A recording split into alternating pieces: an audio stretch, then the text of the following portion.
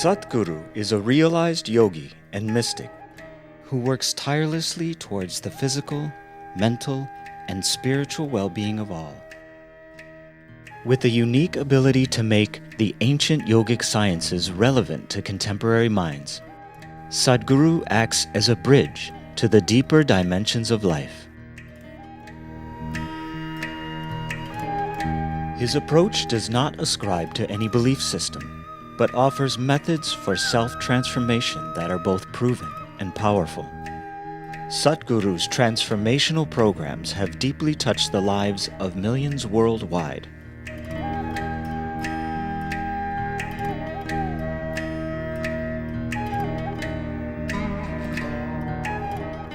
A prolific author, poet, and internationally renowned speaker, his wit and piercing logic provoke and broaden our thoughts and perception of life.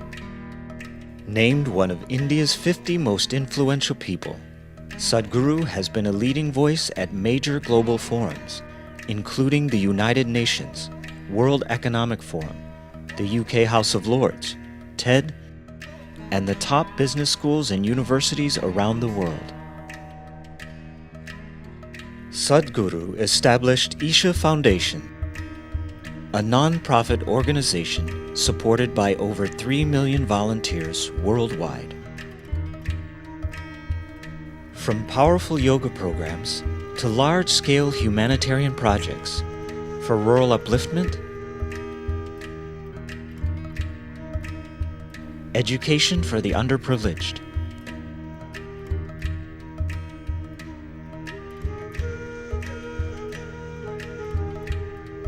environmental restoration,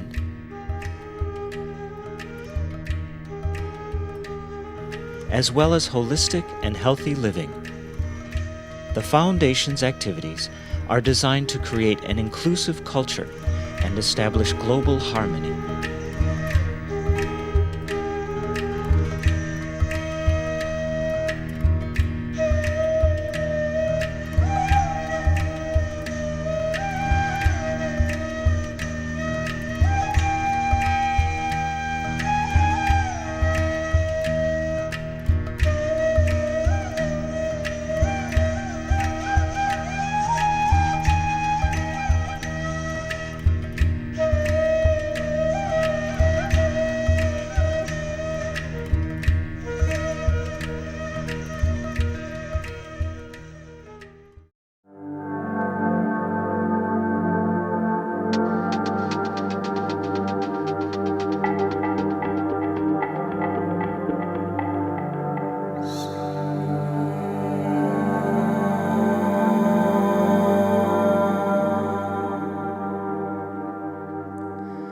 A little over 15,000 years ago,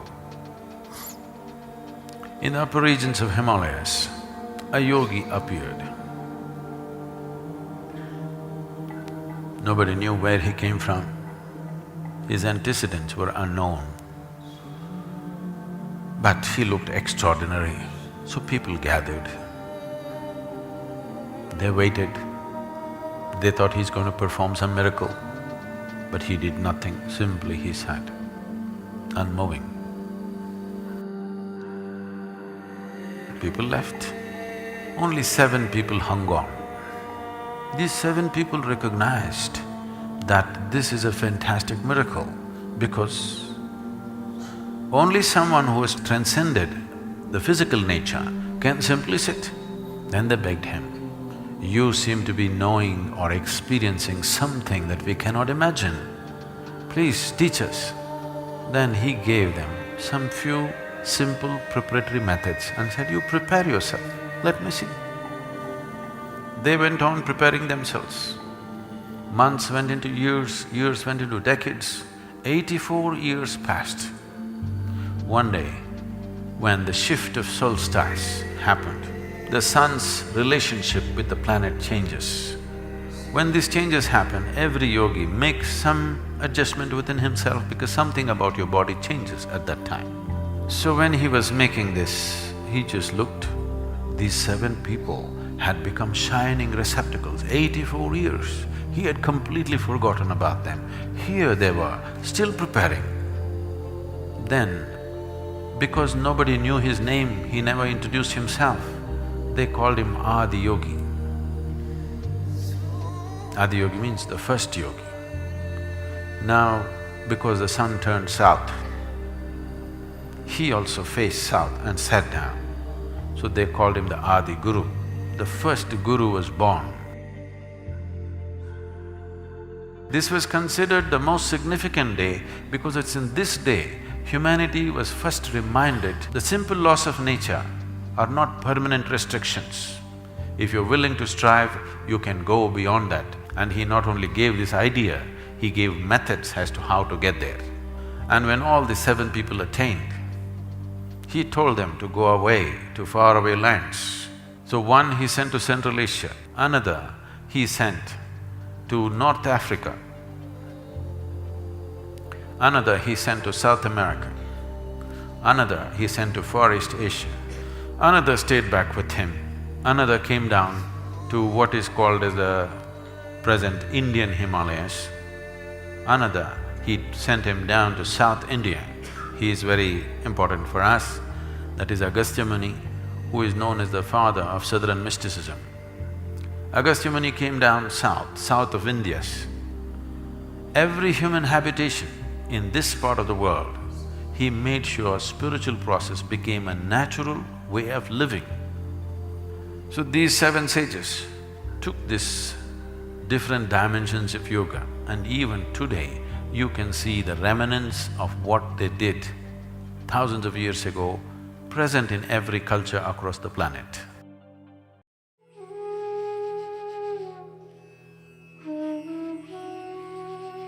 The word yoga means union. Union means right now, it is a scientific fact today that this existence is just one energy manifesting in many different ways. When Einstein says E is equal to mc squared, he's talking about it is all the same energy manifesting in millions of different ways. Or experientially, if you look at it, what you exhale right now, the trees are inhaling. What they exhale, we are inhaling. What this means is, 1/2 of the lung is hanging out there. Yes, 1/2 of your lungs is hanging out there, isn't it? The whole breathing mechanism is not here. Only one part is here, another part is out there. If we experientially knew this, nobody had to tell us to save the environment, don't cut the tree. All this would be rubbish for us if we only experience this. So, it is common knowledge, at least in your high school textbook, that you are not some kind of a freak happening. You are just a part of the universe, you're also just one more happening. And it's a part of everything else. So union means in your experience, if you sit here, there's only you. The whole existence is just you. So you're capable of experiencing something that is not you as yourself if only a certain level of inclusiveness happens within you. Your inclusiveness right now is limited to your physicality. If this inclusiveness can be extended beyond physical nature, suddenly you can sit here, experience the whole universe as yourself. If this happens to you, then we say you are in yoga. So why the physical posture came is, maybe many of you are not old enough for this, but if you saw the televisions in 70s, when it first came, you had that little aluminum contraption over your home. You remember that? Antenna? You're watching like this, suddenly your television boop, boop, boop, boop. Then somebody went up on the terrace and now, gently like this. Get into the right place, once again the world pours into your sitting room. Yes or no? Just if you get into the right place. This is just like that. If you learn to just hold this body right, if you know how to hold it right, you can download the whole cosmos into this. This is Hatha Yoga.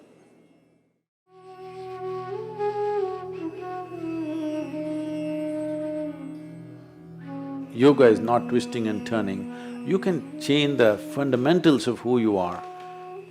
You don't have to do anything on the yoga mat. Without that, you can transform the fundamentals by making your life into yoga. One way of looking at yoga is, one meaning of yoga is, that which renders you to a higher possibility in your life is yoga. So, it is best that people approach this in a different way. So my approach to this is that we must bring the awareness of the profound possibility of yoga. Yoga is a much subtler dimension. It needs to be handled in an extremely committed atmosphere, and you have to be precise in the way you approach it. Otherwise, what can fundamentally transform your life if it's mishandled, it can do certain things. It's like we can't think of living without electricity right now. It's making our lives in every way, so you love it so much, you go and stick your little finger into that hole in the wall, then it does something else. So anything that is capable of transforming our lives, we must understand, if something has the power to transform, it has the power to cause damage if mishandled. So instead of trying yoga, I would say, if somebody wants to rapidly learn something, there is a dimension of yoga which is called as upa-yoga. That means it's pre-yoga or sub-yoga. The word upa-yoga in vernacular languages in India has come to mean something useful now, but actually it means, upa-yoga means sub-yoga or pre-yoga. So this pre-yoga, we are seeing how to make it popular. You are not looking for any spiritual possibility, you just want to physically be little better, mentally little limbered up and this. For this, we have a simple schedule of upa-yoga. You can learn this in 3 minutes yoga you want to do, you can do. You want to do 6 minutes yoga, you can do. This is all upa-yoga, this is not yoga. So, probably this is something that large segments of the world, even those people who are involved in yoga are not aware that there's another possibility of doing semi-yoga, something that gives you physical and psychological benefits but doesn't touch the spiritual dimension as yet. After you feel physically, mentally well and you still see life is not fulfilled, then you can seek the spiritual process.